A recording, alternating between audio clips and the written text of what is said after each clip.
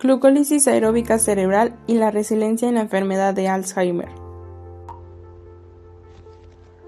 La glucólisis aeróbica cerebral disminuye con la edad y se correlaciona con el depósito de beta-amiloide en la enfermedad de Alzheimer.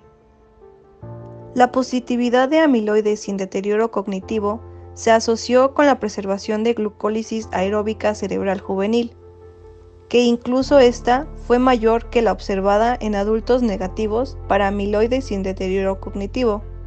En adultos sin problemas cognitivos, se encontró que la carga de la hiperintensidad de la materia blanca estaba asociada con una disminución de la glucólisis aeróbica cerebral en el cerebro juvenil.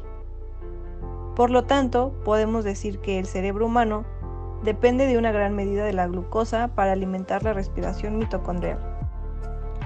Algunos estudios sugieren que la glucólisis aeróbica en el cerebro puede favorecer el crecimiento de neuritas, la mielinización, el aprendizaje, la reducción del estrés oxidativo, la actividad neuronal rápida y anticipatoria y la actividad microglial. Si bien los efectos de la enfermedad de Alzheimer en el metabolismo cerebral pueden ir más allá de ser una disminución en el patrón juvenil, se ha encontrado una relación con base al aumento de la edad, generando una disminución del índice glucolítico reflejado en las cortezas frontal superior, parietal superior, frontal media caudal, orbitofrontal medial y entorrinal. Mientras que en el estado del mal de Alzheimer, la reducción del índice glucolítico se ve reflejado en las cortezas frontal media rostral, temporal inferior, parietal inferior, orbitofrontal lateral, temporal media y precuneus, generando así una asociación entre la edad y la enfermedad de Alzheimer relacionadas con una glucólisis aeróbica más baja en todo el cerebro. Observaciones previas sobre un subconjunto de estos datos sugerían que el patrón juvenil del metabolismo cerebral está más típicamente preservado en las mujeres cognitivamente intactas que en los varones. Con un subconjunto más pequeño de los datos obtenidos desde 2017 en individuos sin deterioro cognitivo, la edad, pero no el sexo, siguió siendo significativa, y un análisis adicional encontró una interacción sexo-edad significativa, de tal manera que el índice glucémico juvenil disminuía más rápidamente en los varones que en las mujeres con edad. La pérdida del patrón de glucólisis juvenil se debe a los efectos directos de la deposición amiloide. Con esto, predeciríamos que el índice glucémico juvenil también sería menor en los individuos. En cambio, la positividad amiloide en individuos cognitivamente intactos se correlacionó con un mayor índice glucémico juvenil, lo que sugiere que la preservación está asociada con la presencia sintomática de amiloide cerebral. Se confirmó que el índice glucémico juvenil era en promedio mayor en los individuos con amiloide positivo y cognitivamente intactos. La asociación entre metabolismo cerebral juvenil y resiliencia cognitiva en individuos amiloides positivos es específica de la glucólisis aeróbica cerebral. Las hiperintensidades de la materia blanca, o bien lesiones en este tejido cerebral, pueden estar omnipresentes en el cerebro humano anciano, es decir, estar en muchos lugares a la vez, siendo volúmenes más altos asociados con un mayor riesgo de deterioro cognitivo. El aumento de esta lesión podría ser un factor que reduzca la glucólisis aeróbica de la materia gris en el cerebro al envejecer, pues existe una conexión de los tractos de la materia blanca con las regiones de la materia gris.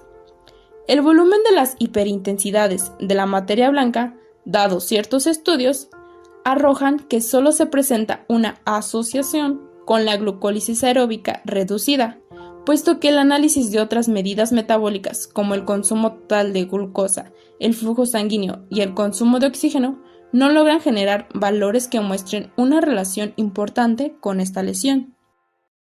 El envejecimiento se asocia de manera similar con cambios cada vez más variables en el metabolismo cerebral, con una mayor variabilidad interindividual con relación en la función, la estructura y la neurodegeneración del cerebro. Esto es paralelo al estudio de la tomografía por emisión de positrones, que muestra la pérdida de glucólisis aeróbica cerebral que está específicamente asociada con la deposición de tau en la enfermedad de Alzheimer. El deterioro cognitivo temprano está asociado con la pérdida del patrón juvenil de la glucólisis aeróbica cerebral y el uso de glucosa total, pero no en el patrón de la tasa metabólica cerebral de oxígeno ni en el flujo sanguíneo cerebral. Para los individuos con pérdida de la glucólisis en la demencia temprana, estudios sobre el metabolismo cerebral demuestran que las tasas de consumo de glucosa en el cerebro caen primero durante las primeras etapas de la demencia, seguidas de disminuciones en el consumo de oxígeno en las etapas posteriores de la demencia, lo que causa una falla mitocondrial y pérdida de células o componentes celulares, incluidas la sinapsis, los axones o la glía, haciendo que las células del cerebro no se regeneren correctamente, causando la enfermedad de Alzheimer temprana. Los individuos asintomáticos con positividad para amiloide demuestran preservación de la glucólisis aeróbica cerebral.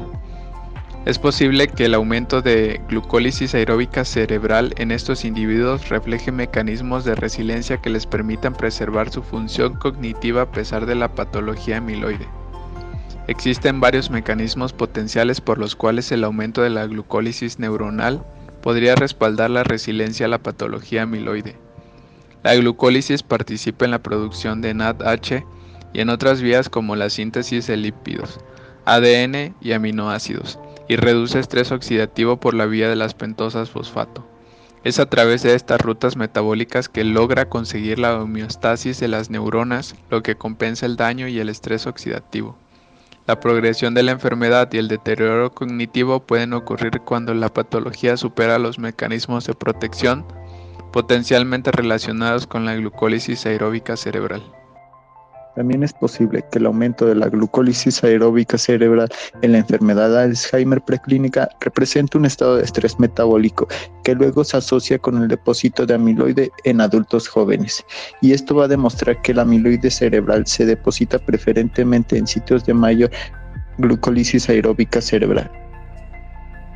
Es concebible que las hipertensidades de materia blanca impacten la materia gris de la glucólisis aeróbica cerebral al interrumpir la conectividad entre las diferentes regiones, las cuales perjudicaría tanto su función como su capacidad para mantener la alostasis. Por tanto, la hipertensidad de materia blanca sería un factor clave en la pérdida de la resiliencia del cerebro a la patología. Esto incluso en la enfermedad de Alzheimer, donde se reconoce cada vez más que la hipertensidad de materia blanca contribuye a un desarrollo más rápido de la demencia.